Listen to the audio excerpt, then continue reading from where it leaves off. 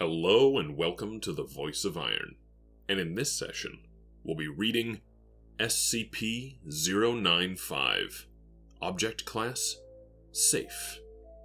Special Containment Procedures. SCP-095 is to be placed in a standard polyethylene sleeve when not under scheduled research, and stored in a standard locked filing cabinet to prevent damage or wear. High-resolution digital scans are available for any Level 1 and above personnel who wish to view SCP-095. Description: SCP-095 appears to be a set of 3 moderately aged black and white comic books printed in 1932. The front and rear covers are missing, and several pages have been rendered illegible due to water damage. It was found by Agent Blank in a small antique shop in Denver, Colorado, and purchased for a small fee without incident. The owner of the shop had apparently not read the item past the publisher's date on the first page. Forensic inspections of SCP-095 have revealed it to be genuine, though completely unremarkable, save for its content.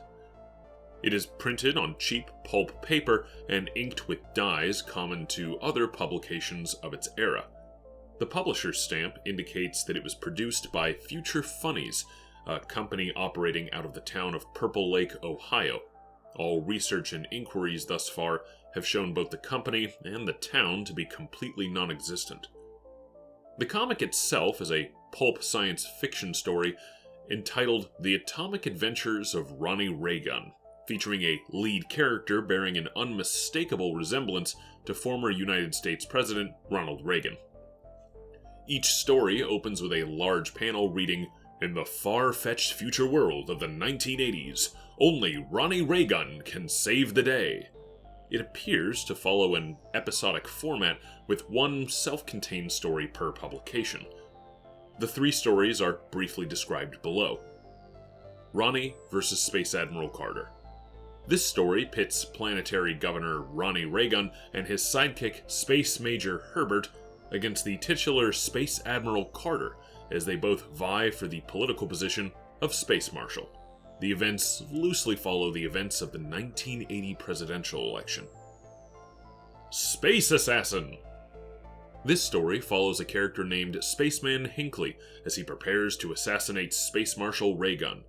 He manages to catch Raygun by surprise and wound him with his Devastator Ray before being subdued by Raygun's soldiers. The events obviously refer to the 1981 assassination attempt by John Hinckley Jr. Jungle Planet. This story follows Raygun's attempts to create an army of robots on the jungle-covered planet of Nika in order to protect it from the evil Sand Bandits. Although Raygun is told that he will lose his command if he interferes with events on the planet Nika, he sends his lieutenant, Space Colonel West, to secretly build a force under the cover of the jungle. When their plan is discovered, Space Colonel West publicly takes the blame and saves his superior. The storyline appears to be a simplified retelling of the Iran-Contra controversies of 1986. Possibly most interesting is the final page of each book, which advertises other stories published by Future Funnies. Investigation is underway to locate any surviving copies at once. The advertised stories are listed below. Space Major Herbert assumes command. Starman Willie vs. the Space Succubus. Globe Walker in Sneak Attack. Barry Beetlejuice on Planet Afgar. Diamond Donnie in Puttin' on the Ritz. Skymarm Sarah of the Ice World. Flying Franken vs. Rocket Rush. Star Command Proton in a Losing Battle. And the New Menace, Death to Mankind. Personal log of Dr. Blank. Date 10/6/2004.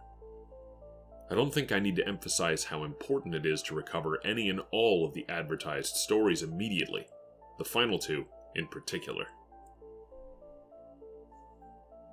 That concludes today's reading, and thank you for listening to my voice.